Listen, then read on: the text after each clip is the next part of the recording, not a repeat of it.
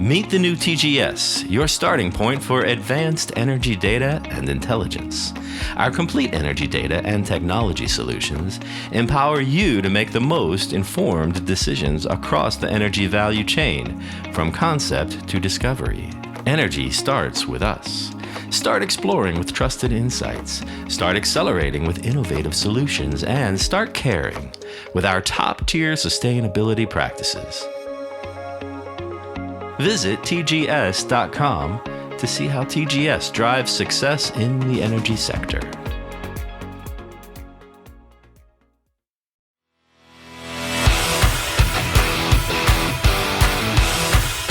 Welcome to the Oil and Gas Sales and Marketing Podcast, where every week your hosts LaCour and Matt Bertram share proven strategies and real-world tactics to help you connect with customers and close more deals. Let's do this.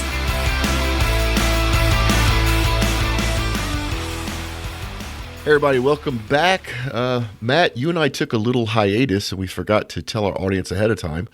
So apologies, that's been a couple of weeks with no episodes going out. We also had some technical issues with Mikey and Beatrice. Their episode audio got really messed up, so we have to re-record that. But anyway, we're back, and today's subject is influencer marketing in oil and gas. What a strange group of words to stick together. Well, you know, the times are changing.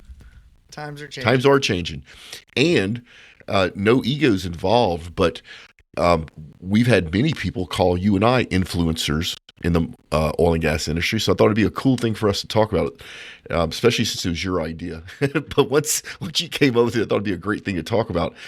So influencer marketing, Matt, what is it? Well, these were spokespeople, right? So spokespeople or celebrities or whatever used to endorse a product, right? And if you've seen how content has changed and where people get their news from, Joe Rogan, for example, is one of the biggest influencers out there, if not the biggest, which eclipses all the news stations. So he is influencing, the human experience to a certain degree and driving what's on people's minds. And so you take that, and you were talking about in the pre-interview, we were talking about the Kim Kardashian component of it, right? The ultra big influencers. We know that real TV or what's it called? Reality TV. Yeah, reality TV, right? Yeah, I'm getting a little lag here.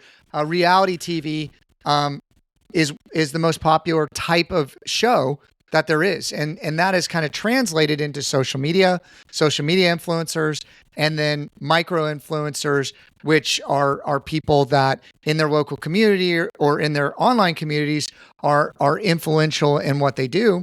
And you got so much noise out there, Mark, of everybody talking about this and that, and you don't know which way to look. And, you know, reviews, that's why reviews are so important. That's why testimonials are so important. But having a trusted voice, a trusted advisor, someone that you know, like, and trust, that can help you guide you through a process or knowledge is becoming big. And that's why podcasts are becoming big. And that's why social media and YouTube are becoming big, because people want to follow a particular person, let them curate that information and trust what they're saying. And I have actually some really, really interesting data from a podcasting standpoint of the number one way people search for podcasts is through SEO.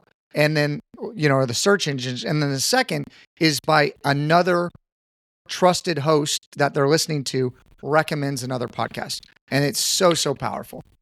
It's extremely powerful. And in our space, there's a lot of, you mentioned micro-influencers, a lot of micro-influencers. Think of the subject matter experts out there that you've worked with in the past, that they understand what they're talking about. And to your point, that establishes trust and credibility. I mean, I did this actually this morning. I needed to buy a part. It's actually a gun part.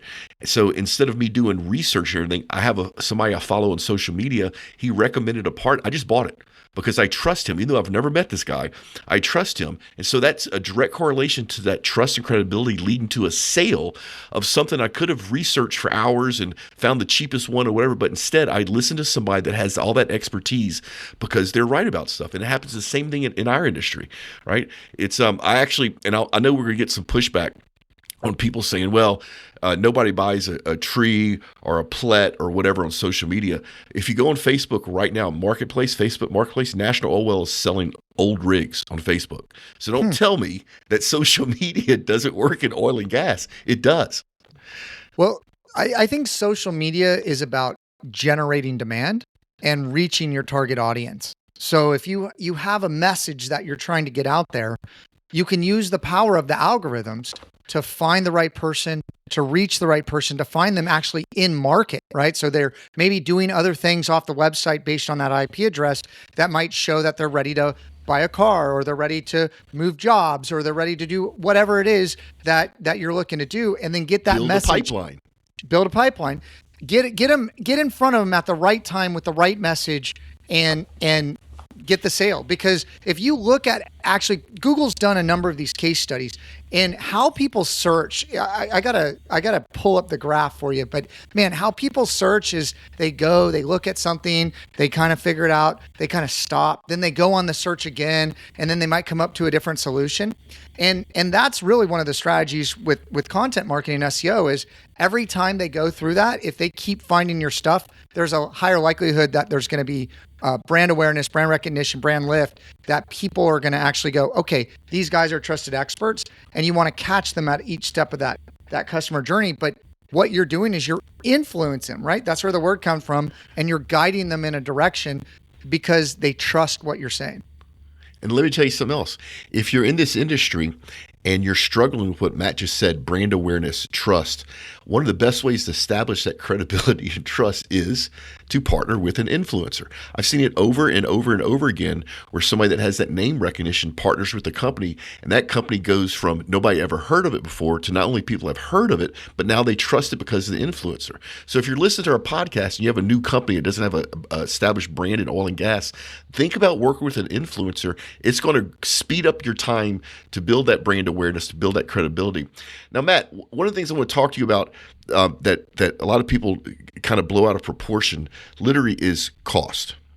So, we're not hiring Kim Kardashian, which I have no idea how much she charges to endorse a product. But in our space, you're not looking at per tweet. Okay, so we actually have a deal with a big boxing person, and I can tell you, I can't give the exact number, but it's 6 figures per tweet. Yeah, isn't that crazy? So. Yeah. We're not there yet. So, but in our space, in the oil and gas space, especially the service part of the oil and gas industry, if you have those people that the industry knows and trusts that are experts, it's not that much money. It's a very inexpensive way to establish your brand, to use a influencer that is cost effective, and this helps you quickly position your company and what you sell to the audience that has the problems that you solve. And so it's a very inexpensive way to get stuff done. I mean, if you wanted Matt and if you wanted to sponsor our podcast, this podcast right here, if you had a sales and marketing tool, it's not as expensive as you think to sponsor this podcast. And then you would have 2 micro influencers endorsing your product. I think it's one of the overlooked things in marketing oil and gas is using the influencer. And I also think maybe the name itself has picked up a kind of cheesy connotation, but I don't think it's cheesy at all. It's literally getting experts to help establish what your company does. Well, I think it's about identifying the right influencers for your brand, and also understanding that relationship, right? And having transparency in that relationship, because, I can tell you on my other podcast, The Unknown Secrets of Internet Marketing, I actually stopped doing sponsorships because I couldn't vet some of the brands. So I worked with some of the biggest software platforms out there, and then there was a lot of other people coming to me, and I had to try the product first, or I had to hear about it first. And there was more steps that had to happen. And some people or marketing budgets are just looking for a number of people as a tool in the tool belt to create additional touches. And I was concerned about, if I'm putting my name on this, because I'll give you an example. We pushed a software that was coming from actually Ukraine here into the US, and they were on Ukraine pricing. Okay. So it was just a heck of a deal. It was a killer piece of software. I was talking to their team. I was saying, hey, price wise, you're way under the market. And so they didn't step it up in the pricing, right? And I wasn't involved in a lot of the conversations, but they went right out there and kind of jumped over even what some other competitors do. So I have podcasts out there saying, hey, this is a great tool and it costs this and this and that. And so there's a lot of things to be aware of, but I think it's really identifying the right influencers that align with your brand. Yes, you get the halo effect of the other brand and it can pull you up, and there's some channel partnerships that you can do, but you got to understand, what is the message you're trying to get out there? What is the core like brand promise that you want to say? And does that carry the message forward? I mean, you look at Disney or whatever, the Disney experience versus Six Flags, right? It's just the summer, so everybody's got kids. Why do people pay, $10,000+ to go to Disney, and then Six Flags has trouble keeping its theme park there, right? So one of the components of it is, Six Flags is like thrill riding, right? And then Disney, they have experiences at all level for everyone, and it's about interacting with the characters. It's like what's happening in the line. So there's a lot that goes into it, if you know what I mean. And so I think really focusing on the brand first, and what is that core promise, and then who else out there aligns with that. So it becomes, in digital marketing, it's called like JV partnerships, or you partner with people that share a similar belief, and you build a community, and the voice gets louder.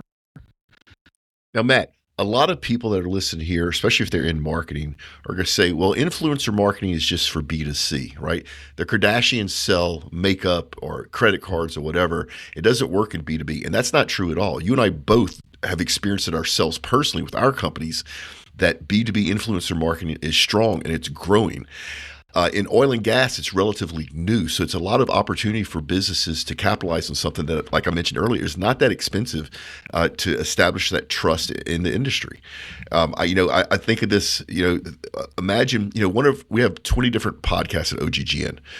One of my hosts for the 3As is Scott Angel. He's a former lieutenant governor of Louisiana, former head of Bessie, right? So a huge government agency that regulates the offshore oil and gas industry. Do you know what would happen if I had Scott mention an offshore product on his podcast? The phones would light up. People would just buy it because it's Scott Angel endorsing a product for offshore, and they know that he's the former lieutenant governor of Louisiana, and he's also the former head of Bessie. Our industry is primed for companies to use influencer marketing and salespeople. I'm not leaving you out. You know what influencer marketing does? It drives extremely high qualified leads. Like they're ready to close by the time that you connect with those people. So this isn't just a marketing point. This is also a very strong sales angle to have the right people talk about what you do in front of the right audiences. Well, we got to remember, people buy from people. Okay. And I would tell you that influencer marketing in B2B is even more targeted, right? Because if you have a B2C product, you have a lot of different target personas that you're going after, and you actually are trying to find a spokesperson that can speak to all of them in a way, right? So if you look at like the phone companies, for example, or something like that, you got to find somebody that touches so many different broad segments and doesn't alienate anybody.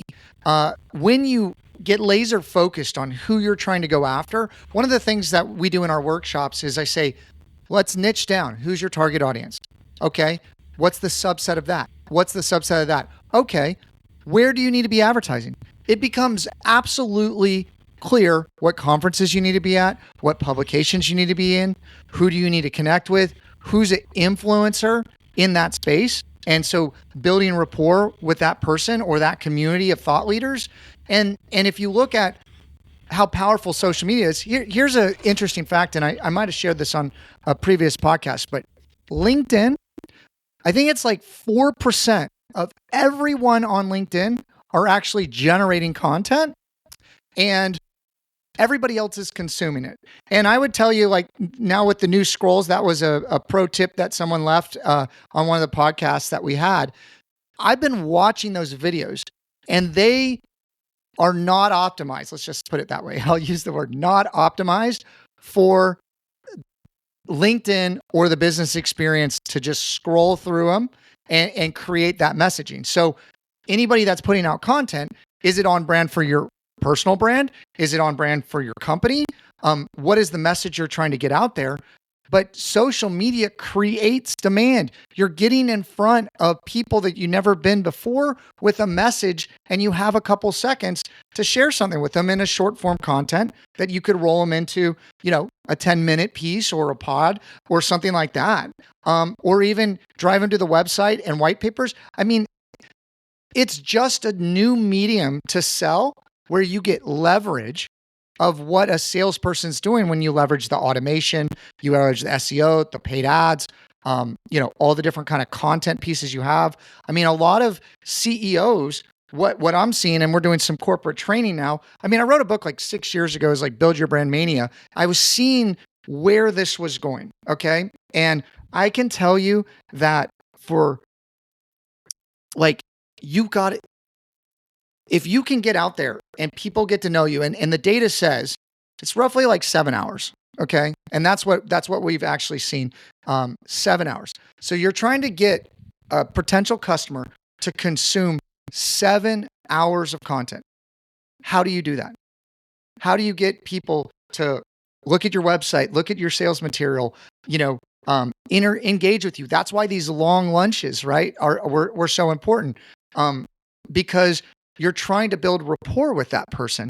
And until someone knows, likes, and trusts you, they're not ready to do business, especially in oil and gas, because it's so, if you mess up, like there's dire consequences. People could die. Yeah. You want people that can keep you out of a ditch, Yeah. And to your so point, you're trying Matt, to build that connection, I guess. So. and to your point though, Matt, if you hire the right influencer, you shortcut that 7 hours, right? 100%. If not only do you shortcut that 7 hours, but you're now in front of that influencer's audience. So one of our podcasters is Joe Patir. He's a doctor, a PhD in geoscience. Imagine if you sold a geoscience tool and you hired Joe Patir as your influencer.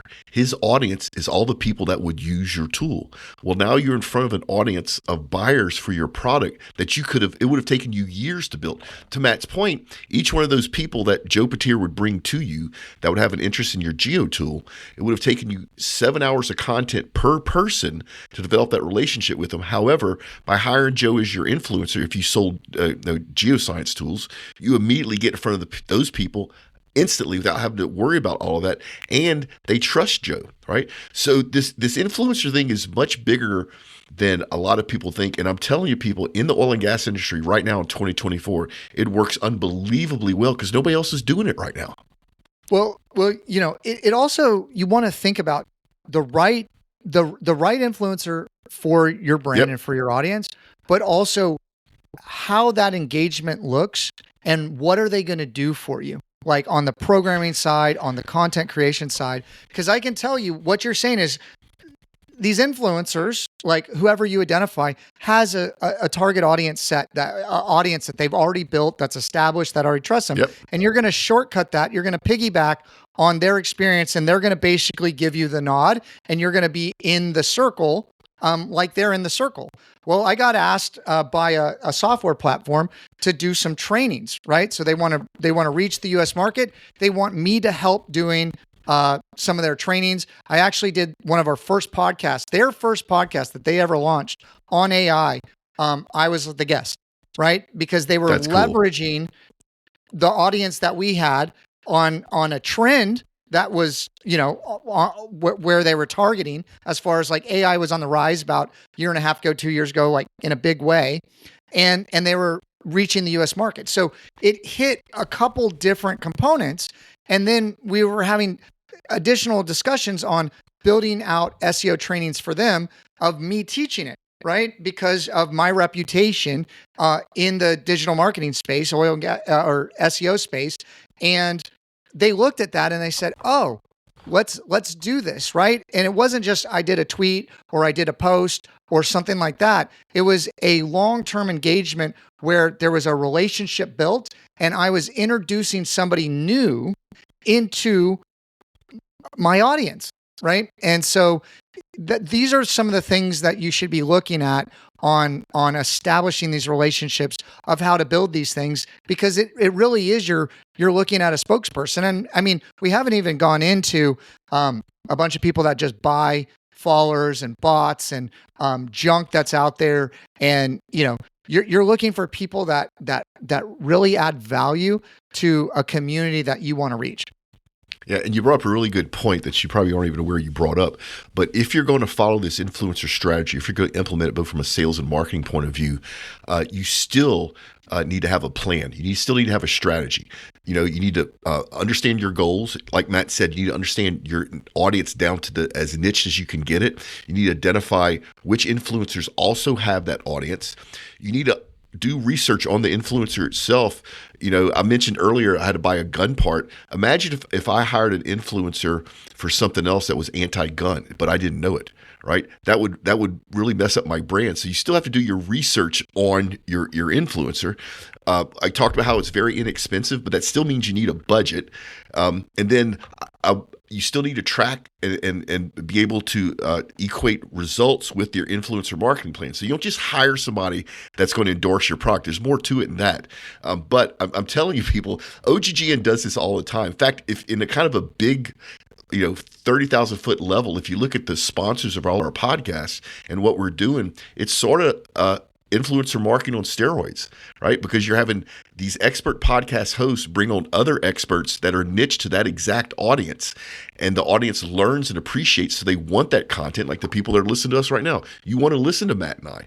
So this is actually a perfect example of how well influencer marketing works. And I'm telling you, it can really elevate what you're doing. Once again, nobody in oil and gas is really doing much of it at all. So it makes it very easy for you to pass your competition up by finding the right influencer. Excuse me. Well, Mark, let's niche down even and look at a specific example. I don't know. Let's use a pipe company or a valve company, or somebody that has a commodity, right? And they're trying to put that commodity out there in the space. They're trying to win bids, right? Again, I think you gotta zoom out and what is your brand promise? How are you different? Okay, everybody says that they're great at customer service, right? Yep. But unless they know you, they don't know that. So now it's about storytelling of things that you've done for other customers like that, right? And how do you get that story out there?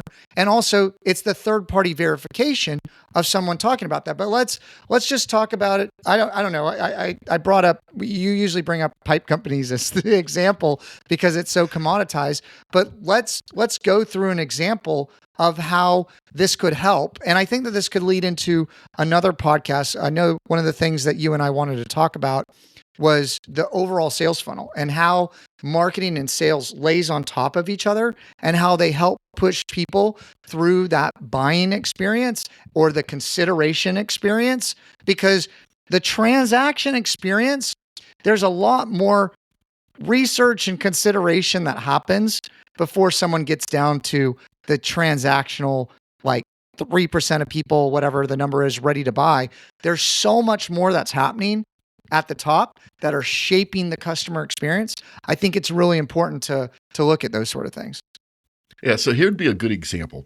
So let's take all of this, the rapid growth of AI tools in drilling operations to optimize your drilling performance and lower lost time incidences and lower costs. I mean, everybody out there that has a technology company that's sold to oil and gas right now has an AI tool that they're pushing to help, on the upstream side of the house. So what would you want to find?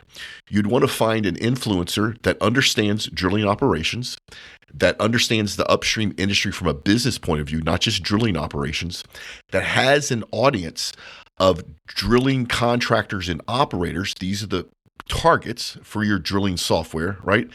And somebody who has, and by the way, that audience does not have to be huge. Don't necessarily look at numbers of followers or anything else. They could have a small group of followers that are the exact people you need to get in front of. And you'd want somebody that has a good industry reputation.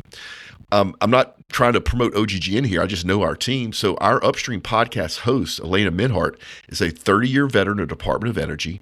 She regularly has coffees with CEOs of Exxon, BP, Shell, blah, blah, blah.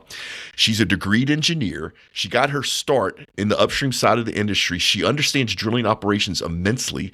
She understands the business of drilling. She also understands the regulations because she worked for Department of Energy, and she has a small but extremely loyal following, like I said, of CEOs of the major operators.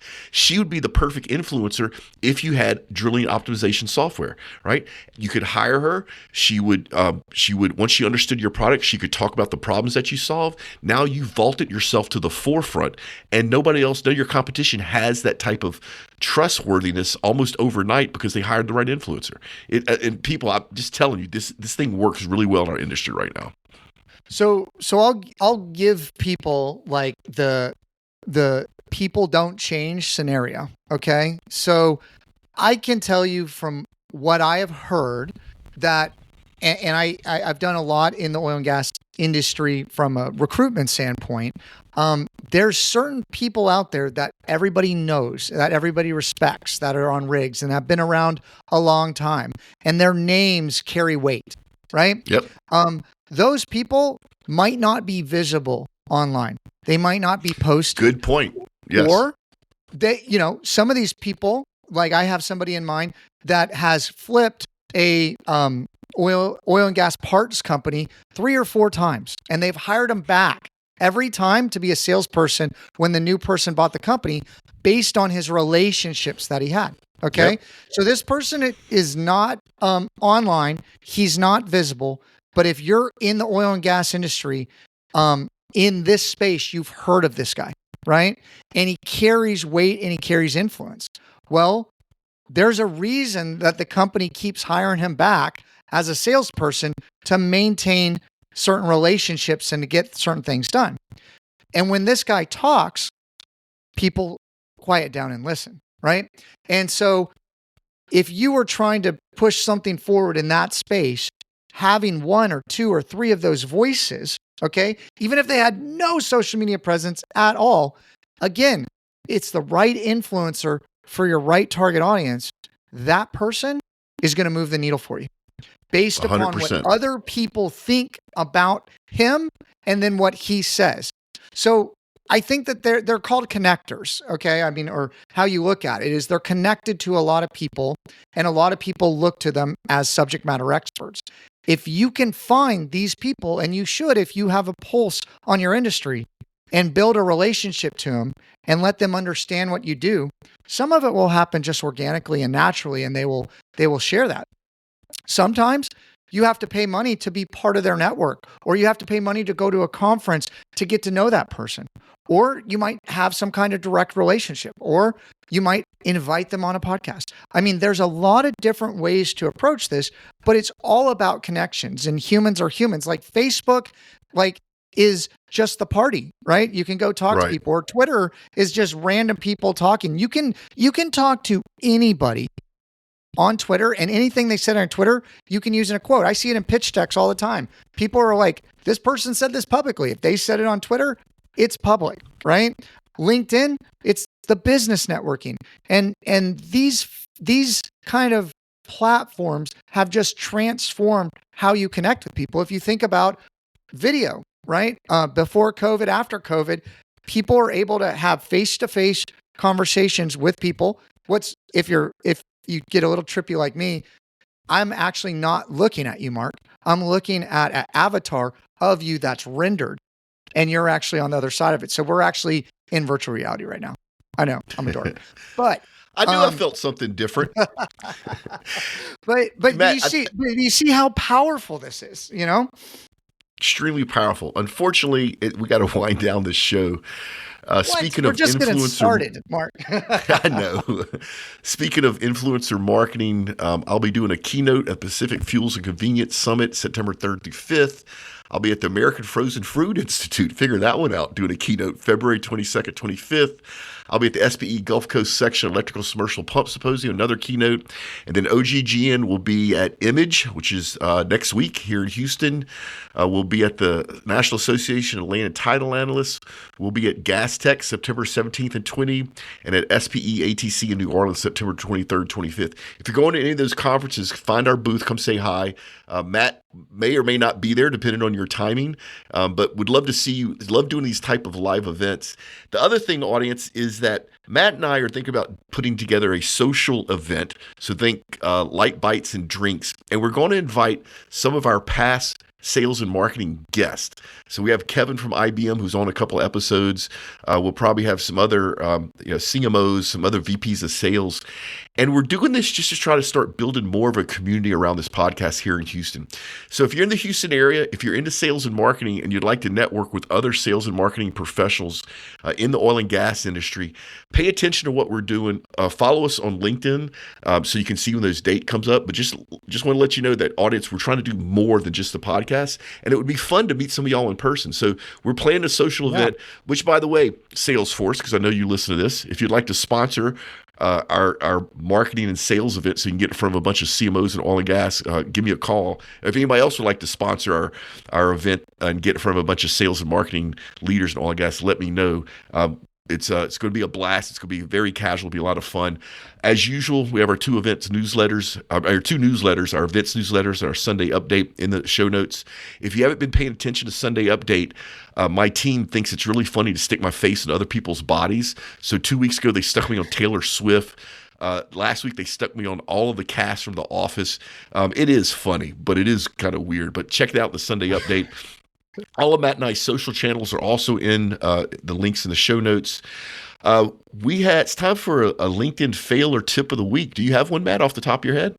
I do. Well, we kind of addressed it in the podcast earlier, but really those videos of the scrolls, like if you're putting stuff out there now, understand that this is the new format that people are watching them in.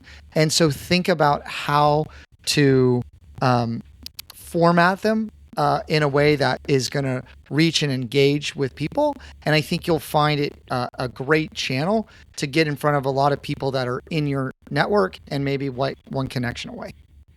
And to Matt's point, do a little bit of research before you do the video. I accidentally found this out actually here in Riverside. The actual video size for LinkedIn scrolls is slightly different than what LinkedIn is. Now, it's not the vertical thing that you would use for Instagram or whatever, but just a slightly different size. Any size will work, but if you really want to optimize it, do your research and size it to fit the scrolls. Great tip, Matt. All right, guys, we got to get out of here. Remember, make a difference, not a sale. Thanks for listening to OGGN, the world's largest and most listened to podcast network for the oil and energy industry. If you like this show, leave us a review and then go to OGGN.com to learn about all our other shows. And don't forget to sign up for our weekly newsletter. This show has been a production of the Oil and Gas Global Network.